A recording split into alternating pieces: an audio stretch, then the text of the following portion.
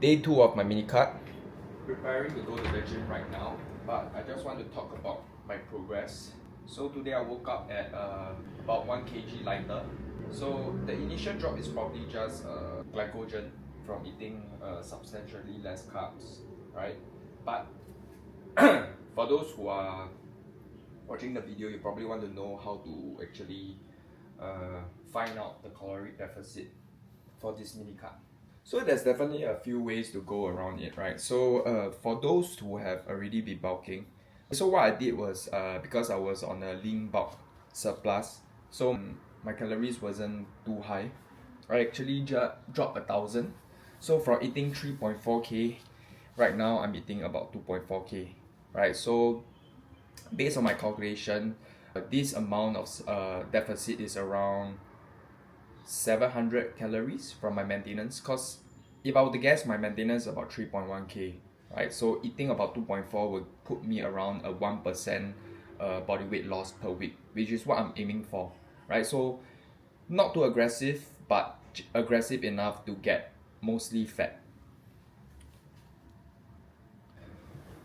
So if you're not sure of your maintenance, right, you can go to a website, just Google like maintenance calories calculator, right? Then key in your details to give you a rough estimation of your maintenance calories. But ideally, if you are uncertain of your actual maintenance calories, realistically speaking, you shouldn't even be doing a mini cut, right? But if you really still want, right, it's your life, I can't stop you. But that's what you want to do. You want to go to that website and get an estimation of your number, right? Then what you want to do is to find out your maintenance calorie, okay, and your body weight, right? So a good range, a good amount of weight to be losing per week is 1% of your body weight, right? So if you weigh 80 kg, that is 0.8 kg, or if you weigh 200 pounds, that is about 2 pounds a week, if my math is correct, right? So what you want to do is you want to calculate based on how much deficit is required for that amount of weight loss per week, right? So let's say your maintenance calories is 3,000 calories, okay? So 1 pound of fat is about 3.5k calories. Okay, so I think an easy way to remember things is how many the amount of calories required to lose 0.1 kg is 100, right? So that's how I remember things, right? So if I want to lose about 0.8 kg, which is about 1%, I need to be around a 800 calorie deficit. Okay, so this can be from your diet purely, or you can do a mix, which is like diet and cardio. So like maybe if you want to eat 600, if you want to get this 800 calorie surplus, you can do it purely with diet, okay, or diet plus cardio. So the difference will depend on like how much calories can you eat, right? So let's say if my maintenance is 3k, which is quite based on my appetite currently, right? So eating 2.4k, I'm still relatively satisfied in terms of my hunger level and stuff. And this is also another reason why you should not be jumping in a mini cut if you have no prior experience, because ideally you want to be in a very well fed state, right? What this means is you are tired of eating food. So previously I was doing a lean bulk, and then I was struggling to actually put down quite a bit of food, right? So this is also the perfect time to do a mini cut so that I can reset my appetite, so that I can continue gaining, right? That's why they say mini cut should be part of your bulk. That is the proper way and the right way to approach it. Okay, so if you are just looking to cut to look good, right, then a mini cut isn't suitable for you, lah. Okay, so like I said, if you have no experience at all before, maybe do a full cut if you really want to get lean. But realistically speaking, if you have never touched weights before, even if you get down even if you cut and get lean, you won't look good, right? That is speaking about experience, because my mistake in the past is that I have always been obsessed with being lean, because I grew up quite overweight, right? So my first few years of lifting was majority in a caloric deficit, which is one of the biggest mistakes. So if you're watching this and you are just starting out, my advice to you is don't be so obsessed with trying to lose the body fat first. Build the muscle first, right? While maintaining, because you can do something like a recomposition, right? So that you can build muscle and lose body fat. Beginners are suitable for doing this style approach, right? So that's what you want to be doing first, right? After you have built enough muscle, right? So then you can look to removing all the fat, and you probably will still not look how you want lah, because muscle take time, especially when we are doing it naturally. So okay, yeah, coming back to the topic, for me, right now I'm doing about 80 minutes of cardio per week, right? Plus my deficit is about 700 calories, so it will take me to where I want to be, which is about 1%. Plus minus, I'm not too worried lah, because I'm running a longer mini cut. So the thing is, the shorter your mini cut, the more aggressive you want to be. So if you're doing like 2 weeks, maybe you want to aim towards like about 1.5% of your body weight. But if you are doing like 4 weeks, maybe 1% is good. Or like me, because like I'm doing I'm pushing to 6 weeks, or even potentially 7 or 8 weeks, right? Ultimately, the purpose of this mini cut is like you don't want to accumulate any diet fatigue from it, right? So I'm still not sure whether I want to run the full 50 days, which is more than 6 weeks, but all will depend on my hunger level and diet fatigue. Some, I mean, it's natural lah. Okay, okay, there's a plane coming, so I'll talk to you guys later. I'm gonna go train now. See you.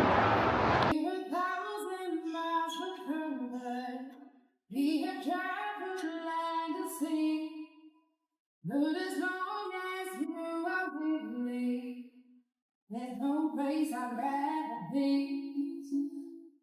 I would wait forever. It's so deep in the sea. As long as I am with you, my heart is in free. We never step this way. Be your toast and slowly, so passionately. From that side, yeah, you wanna switch up batteries.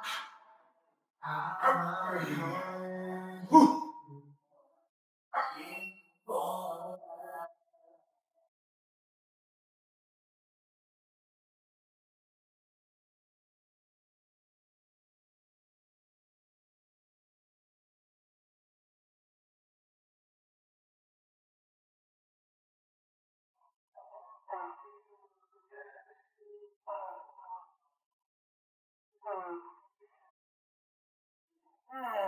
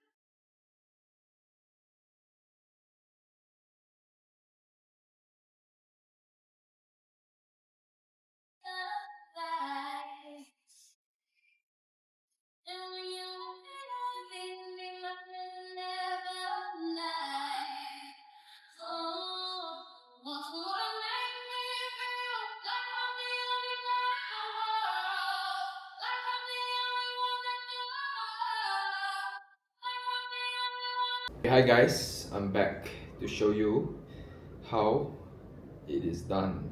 So you want to go and search up BMI calculator. Okay, this is the one. Then you key your details. Okay, your age, your gender, your height, and your weight. So today I weigh 84.7 kg. Then it will calculate for you. Okay, so you can see there's a few different calorie, depends on your activity level, right? So for someone who trains about 3 times a week, it will be under the daily exercise. It will be under this, right, this column. So for me, I train about 6 times a week. So my estimated calorie amount is 3160. So this is estimated, okay? So if we want to lose about 1% of my body weight, which is 0.8 kg, okay, or if you want to be accurate, it's 0.85, right? So we need to take 3160 minus 850. So this is the amount that I should be eating if I want to lose about 0.85 kg per week lah. Okay, so I'm eating slightly higher than that because the thing is we always want to try to lose as much as possible while still eating as much as possible, if that makes sense, right? So I can always drop calories, but in the future when I want to be a little bit more aggressive. But honestly, right now 2004 I think is going to do its job, right? First day I'm already down about 1 kg, right? But most likely it's the glycogen lah, okay? So basically you want to think about your calories as sort of like your allowance, right? So as long as you are not spending more than that amount, you eventually lose weight, okay? But when it comes to maximizing looking good, it's not about losing weight. We want to lose fat, right? So in tomorrow's video, I'll be breaking down how to actually make sure that you are losing fat and not just weight, right? Because when you lose weight, it can be like glycogen, water, muscle, and fat, right? So by trying to optimize the macronutrient ratios, we'll be able to maximize the amount of fat that is being burned when let's say when we drop weight lah. Okay, so tomorrow I'll be breaking down. Okay, so now that you have this number, okay, what to do, right? So what I suggest is to download what I suggest is to download a calorie tracker, right? So the one I'm using is called MyFitnessPal. Okay, so what you have to do is to start tracking whatever you put in your mouth, okay, unless it's 0 calories. Okay, there are some things that I don't track, like my supplements and like coffee if it's black lah, but I do track the low fat milk. Then you know, like Coke Zero, this kind, no need to track. But essentially you want to be tracking everything. Okay, so let me just show you. This is what I had for today. So I had oatmeal with 2 scoops of whey, right? Then lunch, beef and rice, followed by dinner, which is going to be later lah. So I like to plan ahead, right? So this allows me to make sure that I'm like always on my targets, right? So just start tracking so that, and then make sure that you know, it doesn't exceed this caloric goal, right? So you can see I'm off by 10 calories, right? But anywhere between plus minus 100 calories is usually quite good lah, right? It's more of the consistency. So don't sweat over like if you exceed a bit or undereat by a bit. But what you want to do is to make sure that you are always plus minus 100 calories within the caloric goal, and then you do it for long term, you'll eventually see the results that you want. Many people give up because sometimes weight can be quite can fluctuate quite greatly lah, right? So I hope this helps. Okay, it's really very simple. It's simple, but it's not easy, right? Because it requires a degree of discipline and commitment, right? But I believe everybody can achieve their body of their dreams if they put in the work. Okay, so I will see you guys in tomorrow's video for the macronutrients breakdown.